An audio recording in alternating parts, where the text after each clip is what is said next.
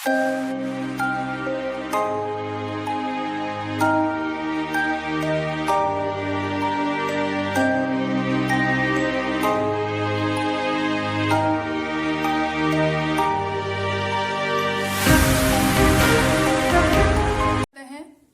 आज का टॉपिक उत्तर का विशाल मैदान।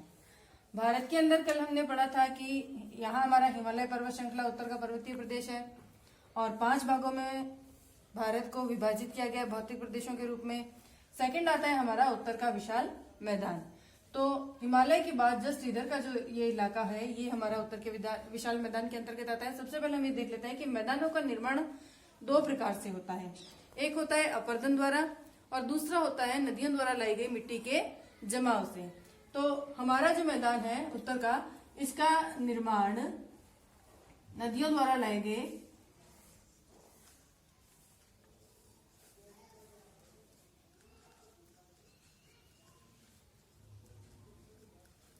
अवसादों के जमाव से हुआ है।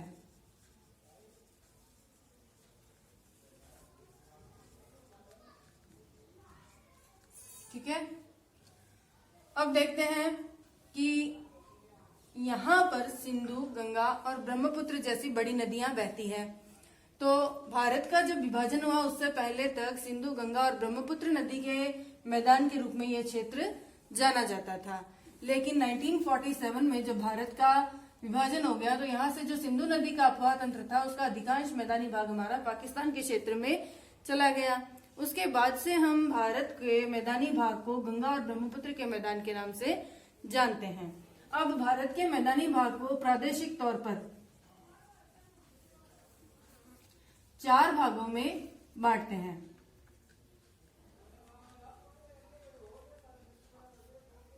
पहला पंजाब का मैदान,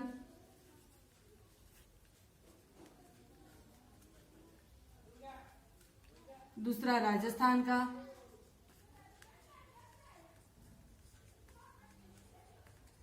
तीसरा गंगा नदी का अफवाह का मैदान,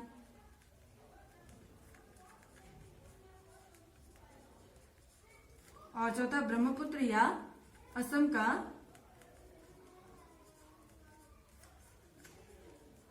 मैदान।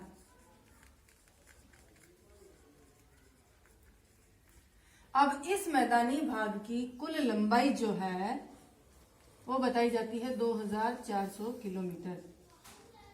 ठीक है, और इसकी चौड़ाई लगभग 150 से 300 किलोमीटर तक है। ठीक है, अब देखिए पंजाब का मैदानी भाग हमारा यहाँ है 1 नंबर। राजस्थान का मैदानी भाग हमारा यहाँ थार का मरुस्थल के नाम से है। गंगा का मैदानी भाग यहाँ से गंगा नदी निकलती है, उसकी सहायक नदियों से बना हुआ है यहाँ। और असम या ब्रह्मपुत्र जो नदी है वो हमारी ब्रह्मपुत्र नदी इधर से यहाँ आकर के जाती है, तो यहाँ असम क्षेत्र पड़ता है, यहाँ पर हमारा असम का मैदान है। अब हम देखते हैं कि भारत के किन किन राज्यों को यह मैदानी भाग अपने में कवर कर रहा है। पंजाब हो गया, राजस्थान हो गया, राजस्थान के पास इधर हो गया उत्तर प्रदेश, मध्य प्रदेश, उत्तराखंड, बिहार, पश्चिम बंगाल का कुछ भाग आ जाएगा, असम आ जाएगा, हिमाचल प्रदेश का भी कुछ भाग आ जाएगा। तो इस प्रकार से हमारे ये जो राज्य हैं इधर बसे हुए ये सारे उत्तर के विशाल मैदान से घिरे हुए हैं। मैदानी भाग में हमेशा नदियों द्वारा लाई गई मिट्टी होती है। निश्चित रूप से नदियों की जो ताजा मिट्टी आती है वह ज्यादा उपजाऊ होती है और नदियों के कारण यहाँ जल की प्रचुरता भी पाई जाती है। तो यह क्षेत्र जो है वह अत्यधिक उपजाऊ है और आप सभी जानते हैं कि भारत एक कृषि प्रधान देश है। तो ऐसे देश जहाँ की अर्थव्यवस्था कृषि पर निर्भर करती है वहां पर इन मैदानी क्षेत्रों का महत्व और अधिक बढ़ जाता है। अब हम देखते हैं थोड़ा आगे चल करके पंजाब का मैदान। तो पंजाब के मैदान का निर्माण सिंधु नदी के अपवाह तंत्र से हुआ है। सिंधु नदी यहाँ से जम्मू कश्मीर से होकर के पाकिस्तान की तरफ जाती है, लेकिन सिंधु की जो सहायक नदियां हैं सतलुज, रावी, झीलम, चिनाब, प्यास, ये सारी हमारे पंजाब के क्षेत्र से गुजरती हैं। तो इस प्रकार से सिंधु नदी जब यहाँ से निकलती है इस तरह से और आगे इसके जो सहायक नदियां हैं ये इस प्रकार से कई भागों में, जैसे सतलुज है तो ये यहाँ से ऐसे निकलेगी, इसकी कई सहायक नदियां इस तरह से यूं इस क्षेत्र को कवर कर लेती हैं। तो जहां पर एक शब्द आता है हमारे दोआब,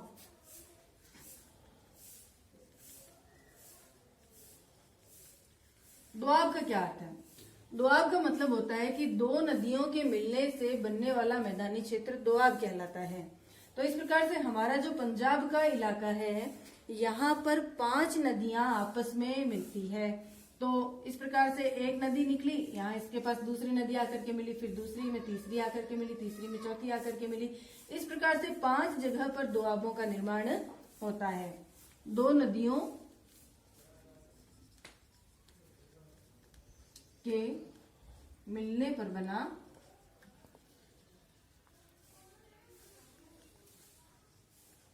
मैदानी भाग। ठीक है, तो अब यहाँ पर 5 नदियां आपस में बार बार आकर के मिल रही है, तो 5 दोआबों का निर्माण होने के कारण इसका नाम पड़ गया पंजाब। ठीक है, तो ये हमारा सिंधु नदी के कारण से बनने वाला इलाका था जिसका नाम पंजाब है, और इसका आगे जो विस्तृत मैदानी भाग है वो हमारा पाकिस्तान में चला जाता है। तो हम इसको यहाँ पर इतना ही लेंगे भारत के अंतर्गत। दूसरा हिस्सा आता है हमारा थार का मरुस्थल। ये भी तैथिस सागर का एक शुष्क प्रदेश है, राजस्थान के अंतर्गत। हम इसको ज्यादा डीपली पढ़ेंगे। यहाँ पर अरावली पर्वतमाला पाई जाती है इस प्रकार से। तो अरावली पर्वतमाला के पूर्व की तरफ तो जल की प्रचुरता है, लेकिन पश्चिम का जो प्रदेश है वो काफी सूखा है। तो यहाँ पर मरुस्थल है थार का।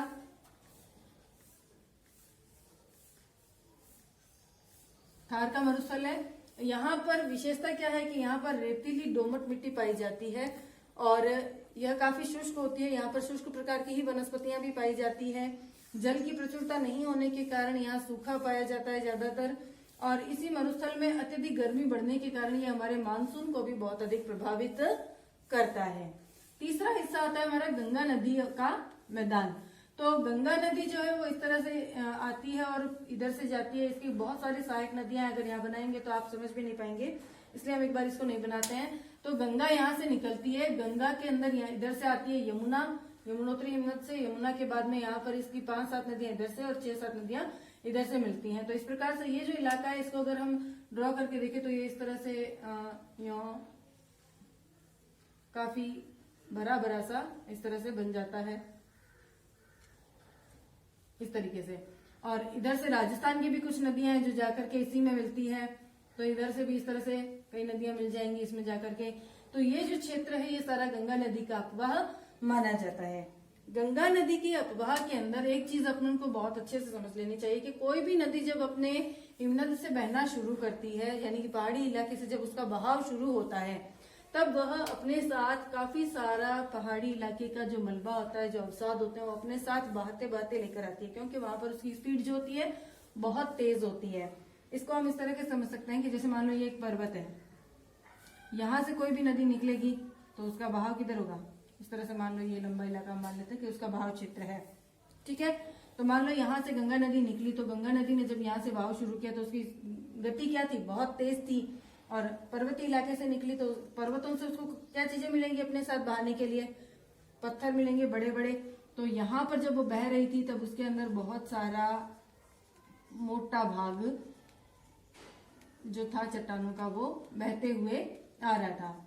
अब घर्षण से निश्चित रूप से पत्थरों की जो आकृतियां थी वो धीरे धीरे छोटी होने लगती हैं और नदी की गति भी धीरे धीरे ढलान कम होने के साथ साथ कम होने लगती है।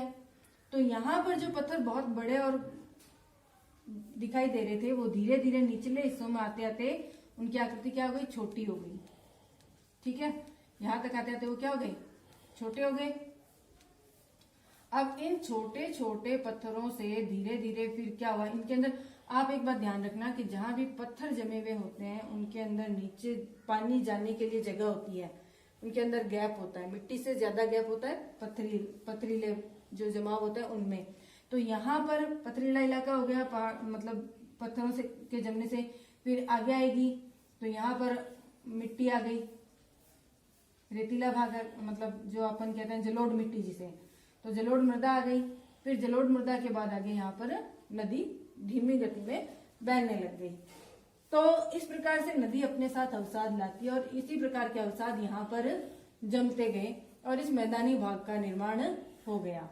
चौथा आता है हमारा ब्रह्मपुत्र नदी का मैदान या फिर असम का मैदान। अब ब्रह्मपुत्र नदी इधर से चीन से निकलती है और यहाँ से घूमते हुए वो इस दर्रे से अंदर प्रवेश करती है, अरुणाचल प्रदेश, फिर असम से आगे के बांग्लादेश में चली जाती है। तो यहाँ पर जो असम का क्षेत्र है बीच में, ये हमारा ब्रह्मपुत्र नदी के मैदान के रूप में विकसित हुआ है। तो इस प्रकार से हमारे उत्तर के विशाल मैदान को हमने प्रादेशिक तौर पर 4 भागों में बांटा। पंजाब का मैदान, राजस्थान का मैदान, गंगा का मैदान और ब्रह्मपुत्र नदी का मैदान। अब तक हम बात कर रहे थे उत्तर के विशाल मैदान के प्रादेशिक वर्गीकरण की। अब हम देखते हैं इसका भौगोलिक वर्गीकरण।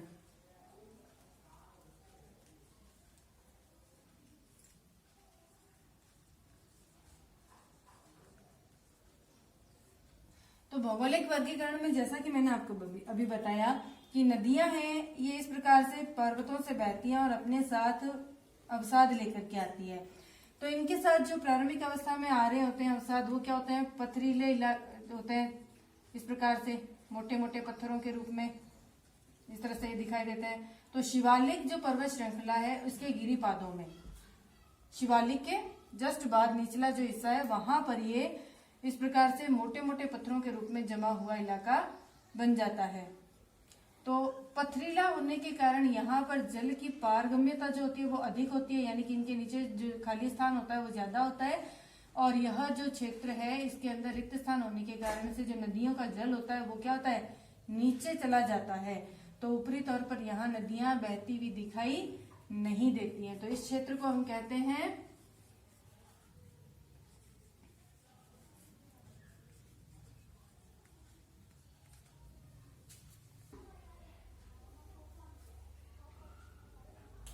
भाबर प्रदेश।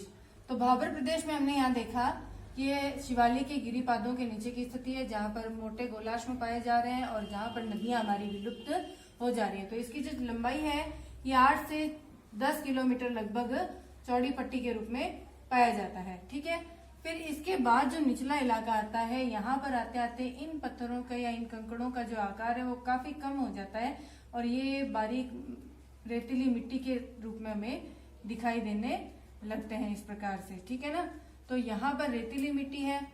अब इस रेतीली मिट्टी के अंदर ये नदियां हैं, इनका जो जल है वो वापस से दिखाई देने लगता है। यहाँ पर ये नदियां विलुप्त हो गई थी और इस क्षेत्र में आते आते ये नदियां क्या हो गई, वापस से दिखाई देने लगी, लेकिन इनकी जो धारा है वो एक न दिखाई देकर के अनेक धाराओं में ये विभाजित सी दिखाई दे रही है। फिर धीरे धीरे ये अपना मार्ग निश्चित करती हैं। तो ये जो क्षेत्र है ये इस प्रकार से अनेक धाराओं में नदियां दिखाई देने के कारण से दलदली सा लगने लगता है और मृदा भी है वो ज्यादा जल धारण करने की क्षमता वाली नहीं है, रेतीली मृदा है।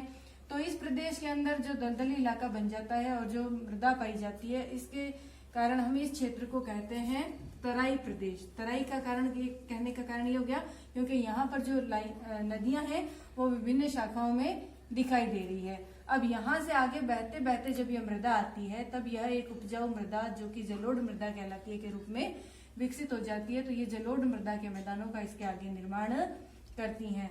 तो अब तराई के बाद में जो मृदा है वो अत्यधिक उपजाऊ है, चिकनी है, इसे हम जलोढ़ मृदा कहते हैं। जलोढ़ मृदा के जो मैदानी इलाके हैं ये बहुत ही अधिक उपजाऊ और खेती के लिए उपयोगी है। तो जो तराई प्रदेश थे यहाँ पर एक चीज और ध्यान रखेंगे कि यहाँ पर घास के मैदान पाए जाते हैं और जो भारी जीव है वन्य जैसे हाथी है, गेंडा है, ये भी हमारे तराई प्रदेश में ही ज्यादा पाए जाते हैं। अब तराई प्रदेश की बात कर ली हमने, उसके बाद हम आते हैं आगे इसका जो निचला इलाका आता है जो कि उपजाऊ मैदानी भाग है वो होता है जलोढ़ मृदा। अब जलोढ़ मृदा जो है इसको भी 2 भागों में बांटते हैं। इसका क्या कारण है कि देखो नदियां हैं, इनके अंदर जल आता है। अब नदियों का जल मानसून पर निर्भर करता है। मानसून हर साल एक जैसा नहीं रह सकता। मानसून बदलेगा तो नदियों में जल की मात्रा भी बदलेगी और जल की मात्रा बदलेगी तो इनके बहाव क्षेत्र या इनका कवरेज एरिया उसमें भी परिवर्तन आएगा। अब एक नदी है जो इस प्रकार से बह रही है, उसका एक क्राइटेरिया फिक्स है कि वो मान लो 8-10 किलोमीटर का क्षेत्र कवर कर रही है और 15 किलोमीटर तक उसका जल जा रहा है मानसून में, तो वो इलाका उसका क्या होगा, हर साल उपजाऊ मिट्टी से लबरेज हो जाएगा, क्योंकि नदियां अपने साथ क्या लाती हैं, उपजाऊ मृदा लाती हैं, और उपजाऊ मृदा हर साल वहां मिलने से क्या होगा, वो इलाका काफी उपजाऊ हो जाएगा। तो ऐसा क्षेत्र जहां नदी का जल हर वर्ष पहुंचता है उसको हम खादर कहते हैं। खादर की क्या विशेषता हो गई, प्रति वर्ष नदियों द्वारा लाई गई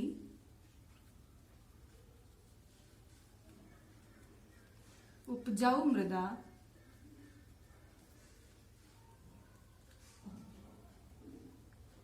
का इलाका। ठीक है, अब मान लो ये तो हमें समझ में आ गया कि नदियां जहां हर साल अपनी उपजाऊ मृदा लेकर के आ रही हैं उस क्षेत्र के मैदानी इलाके को हम खादर कहते हैं। लेकिन कई बार क्या होता है, मानसून बहुत ज्यादा आ जाता है और नदियों में बाढ़ आ जाती है, और नदियों में बाढ़ आने के कारण उनका जल क्या होगा, बहुत बड़े क्षेत्र में फैलेगा।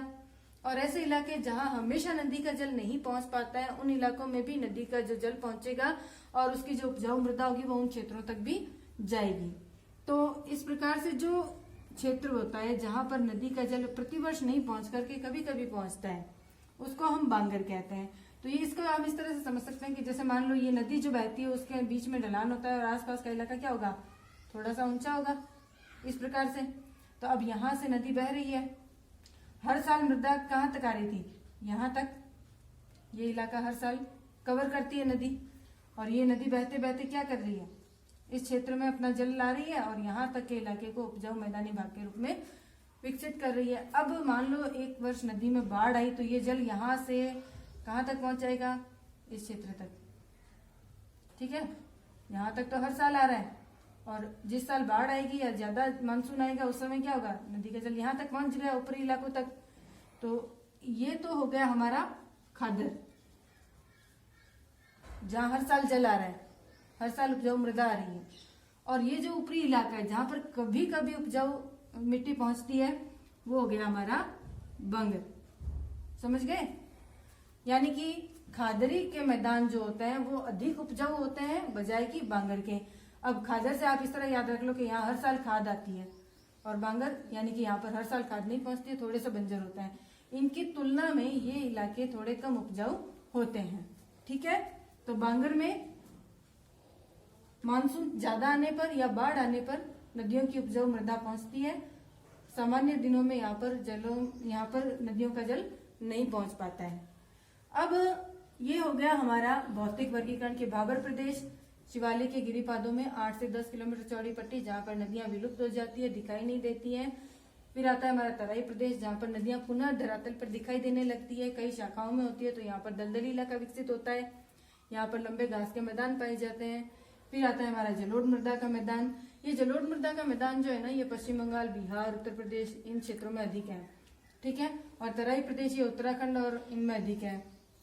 ये पश्चिमी उत्तर प्रदेश में तो आएगा जलोढ़, और इधर का जो पूर्वी उत्तर प्रदेश है इसमें आएगा अपना तराई। ठीक है, अब हम आगे चलते हैं हमारे प्रायद्वीपीय पठार की ओर। इससे पहले एक बार हम उत्तर के मैदान के महत्व के बारे में देख लेते हैं। तो जैसा कि आप सभी जानते हो कि भारत की अर्थव्यवस्था जो है वो कृषि प्रधान है। तो यह जो क्षेत्र है, जैसा कि अभी मैंने आपको इसके भौगोलिक क्षेत्रों में बताया कि यहाँ पर तराई प्रदेश है, जलोढ़ मृदा का मैदान बन रहा है, तो निश्चित रूप से इसका पहला महत्व तो ये हो गया कि यह एक अत्यधिक उपजाऊ प्रदेश है। उपजाऊ होने के कारण क्या होगा, यहाँ पर अच्छी खेती होगी, संपन्न किसान होंगे। ठीक है, फिर आता है कि भारत एक कृषि प्रधान देश है, तो ये मैदानी इलाका भारत की अर्थव्यवस्था को क्या करता है, बहुत अधिक प्रभावित करता है। तो यह क्या हो गया, अर्थव्यवस्था की धुरी है। यह हमारी अर्थव्यवस्था को बहुत अधिक प्रभावित करता है, इसका मतलब यह हमारी अर्थव्यवस्था की धुरी है। अब तीसरा ये समतल मैदान है। देखो, मैदानी भाग हमेशा समतल होता है, और समतल होने के कारण यहाँ पर सड़कों का निर्माण और रेल मार्गों का निर्माण आसान होता है। ठीक है ना, सड़क व रेल मार्गों का निर्माण यहाँ पर आसानी से किया जा सकता है। तो यहाँ पर इन यातायात के साधनों की भी प्रचुरता पाई जाती है। अब यहाँ पर अनेक नदियां बह रही हैं, आप जानते हैं ना। तो भारी माल के आवागमन के लिए हम नदियों का उपयोग भी कर सकते हैं, और जल यातायात भारत के अंदर सबसे सस्ता यातायात है। तो ये क्या हो गया, हमारे यहाँ नदियों के कारण ये सबसे सस्ते यातायात के रूप में भी विकसित हो रहा है क्षेत्र। यहाँ पर सस्ता यातायात हमें उपलब्ध हो जाता है। फिर आते हैं, यहाँ पर नदियां बह रही है तो पेयजल की कोई समस्या नहीं है, तो पेयजल की प्रचुरता है इस क्षेत्र में।